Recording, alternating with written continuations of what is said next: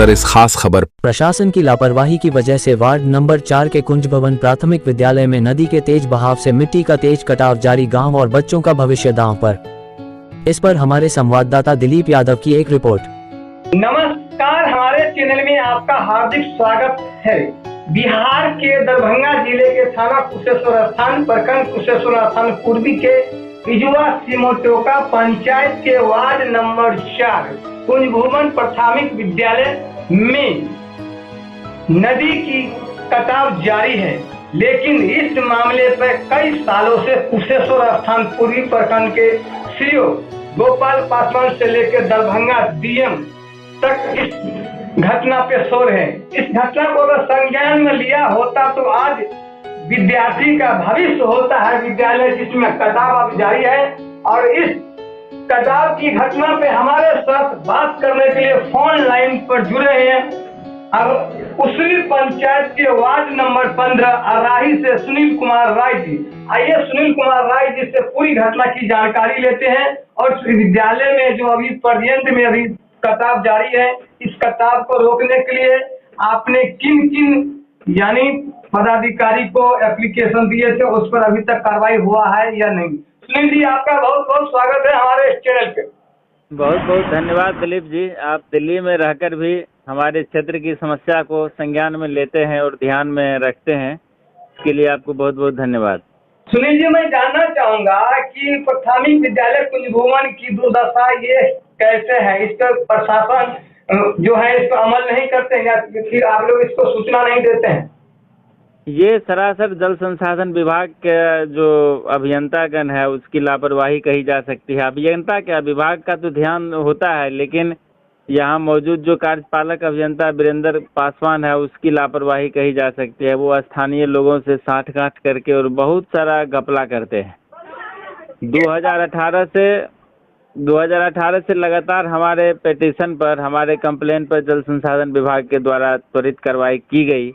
यहाँ पर flood fighting भी हुआ, जियो बैग का भी काम हुआ, एंटी इरोजन का भी काम हुआ, परकोपाइन भी हुआ, लेकिन गुणवत्ताहीन काम के वजह से कोई भी काम ठीक तरीका से नहीं हो पाया, कट गया सब। यानी हमारी टीम जब वहाँ पे मुआयना किए तो वहाँ की ये दुर्दशा है कि कब विद्यालय नदी में विलीन हो जाएंगे उसका कोई ठिकाना नहीं है। हजारों विद्यार्थी का भविष्य दो दाव पे लगा हुआ। सुनील जी, विद्यालय से लगभग 100 मीटर दूरी थी जब कटाव नदी, 100 से ज़्यादा ही मीटर रही होगी दूरी, तब से हम कंप्लेन दे रहे हैं। लेकिन वो क्या करें, वो लोग का काम ही ऐसा था कि वो नहीं रोक पाया विद्यालय के कटाव को। विद्यालय कटना ही था, कट गया। यानी इस मामले पे अभी मैंने कुशेश्वर स्थान पूर्वी प्रखंड के सीओ गोपाल पासवान या फिर प्रखंड शिक्षा पदाधिकारी को ये वर्तमान में जो अभी कटाव जारी है इसको क्या नाम संज्ञान में दिए हैं या नहीं दिए? हाँ, ये सभी लोग को संज्ञान में है। पंचायत अधिकारी को हम तो कहते हैं कि जो छोटे स्तर से लेकर के गांव के जो छोटा पदाधिकारी होता है इस विभागीय, सीओ से लेकर के और प्रखंड शिक्षा पदाधिकारी से लेकर के जल संसाधन विभाग के तमाम अधिकारी, कार्यपालक अभियंता, अधीक्षण अभियंता, सबको जानकारी है। पूरे विभाग को, जल संसाधन विभाग को इस विद्यालय के कटाव के संबंध में जानकारी है। लेकिन कोई भी अधिकारी इस विद्यालय के मामले को संज्ञान में लेने के लिए तैयार नहीं है या फिर चोर है? इस बार तो देखने भी नहीं आया, जबकि पिछले साल परकोपाइन किया था, एंटी इरोजन का भी काम किया था। इतना गुणवत्ताहीन काम करता है ये लोग। हम लोग बताते भी थे कि सर इस तरह से काम नहीं होगा, हम लोग को आगे फ्रंट रेयर से ही धारा को मोड़ना होगा, लेकिन ऐसा वो लोग नहीं किया। सुनील जी, मैं ये भी जानना चाहूंगा, नेपाल संवाददाता से हमें पता चला है कि नेपाल सरकार ने 6,81,000 क्यूसेक पानी छोड़ा है, जिससे इस क्षेत्र में भी तबाही का मंजर देखने को मिल सकता है। जी बिल्कुल, हम लोग तो कोसी के बीच में ही हैं। हम लोग कोसी का जो 2 डैम है, एक इधर कमला बलान का जो है सो पश्चिमी तटबंध है और पूरब में आपका कोसी का तटबंध है। तो हम लोग बिल्कुल कोसी के बीच में हैं। हम लोग का गांव पूरा प्रभावित होगा, कहीं कोई किंतु परंतु नहीं है। पानी अभी नदी में बढ़ रहा है। यानी ये नदी जो है एक तरफ यानी उसरी पंचायत है तो दूसरी तरफ इजवा सिमटक और टीकेश्वर पंचायत है। यानी अगर इस नदी में अगर इस तरह का भयावह स्थिति है तो पश्चिम कोनिया और पूर्व कुंज भवन को भी पूरे गांव के गांव विलीन कर सकता है। कुंज भवन गांव पर तो भारी ये है, खतरा है। कुंज भवन गांव का विद्यालय तो आधा कट गया है, विद्यालय कुंज भवन विद्यालय आधा कट गया है, आधा बाकी है, वो भी पूरा चला जाएगा। पानी टंकी चला जाएगा, कुंज भवन गांव पूरा जा सकता है।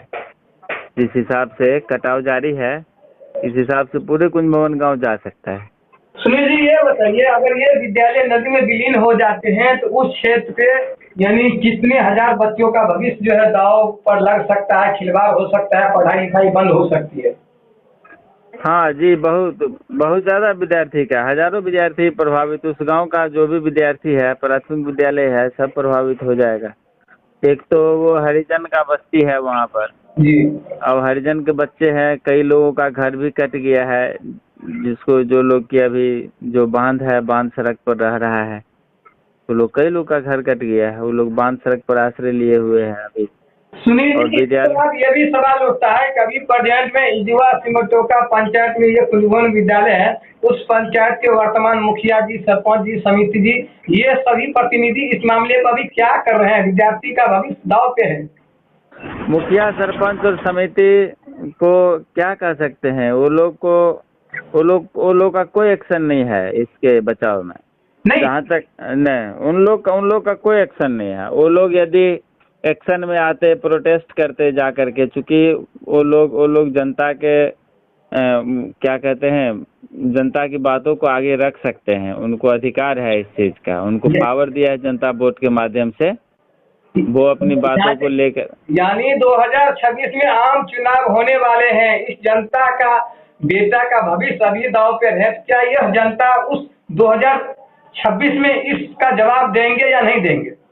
जरूर देना चाहिए लोगों को। ऐसे इस तरह के नेता को नहीं चुनना चाहिए। इस तरह के नेता को चुन के क्या फायदा है जिसको कुछ पता ही नहीं है कि कौन से विभाग में हमको क्या करना है। और हमको लगता है उन लोग को जानकारी भी नहीं होगा कि किस विभाग में कंप्लेन करने से ये समस्याएं समाप्त होगी। और इसके साथ ही सुनील जी, कुशेश्वर स्थान पूर्वी प्रखंड के उसरी पंचायत के कोनिया विद्यालय का भी यही हाल है, उसके बारे में थोड़ा जानकारी दीजिए। उसरी पंचायत के कोनिया विद्यालय में तो इंटीरोजन का काम हुई है, छोटकी कोनिया में ना? जी हाँ, नदी के किनारे जो कोनिया है, आधा विद्यालय पानी में है, आधा विद्यालय ऊपर में। हाँ, छोटकी कोनिया का भी वो भी विद्यालय कट सकता है। वहाँ भी काम हुआ था, लेकिन एक ही साल काम हुआ, उसके बाद नहीं काम हुआ। मतलब विभाग का कहना है, विभाग किस हिसाब से काम करती है यही समझ में नहीं आ रहा है। विभागीय पूरी लापरवाही। वहाँ भी एक वर्ष एंटीरोजन भी किया था, छोटकी कोनिया में भी जी, छोटकी कोनिया में भी एंटीरोजन का वर्क किया था। तो वो जो है सो एंटीरोजन भी किया, फ्लड फाइटिंग भी किया, लेकिन वो कारगर नहीं हो पाया। उसको विभाग को मेरे ख्याल से लगता है क्या, जो प्रत्येक वर्ष उसको समझाना होगा, बताना होगा, जबकि वो लोग को खुद देखने के लिए आना चाहिए कि भाई नदी में हमारा काम हुआ है, हमारा काम ठीक ठाक है या कट गया, नहीं कट गया, क्या है नहीं है, ऐसा करने कोई नहीं आता है। सुनील जी बताइए, इस मामले पे क्षेत्रीय विधायक अमन भूषण हजारी जी क्या कर रहे हैं? क्षेत्रीय विधायक अमन भूषण हजारी जी, इनके जब पिताजी थे स्वर्गीय शशि भूषण हजारी जी, तो उनके द्वारा हम एक बार चिट्ठी लिखवाए थे। वो उन्होंने चिट्ठी लिख करके दिया था, और जब चिट्ठी लिख करके दिया था, लेकिन ये विधायक जी का इस पर कोई एक्शन हम अभी फिलहाल नहीं देख रहे हैं। चलिए, इतना बताने के लिए बहुत बहुत सुनील जी, जो विद्यालय की कटाव के बारे में बताए और हजारों विद्यार्थी का भविष्य जो दांव पे है, इसके लिए बहुत बहुत धन्यवाद, बहुत बहुत शुक्रिया। इत्यादि ब्यूरो से दिलीप यादव, दरभंगा, बिहार की रिपोर्ट।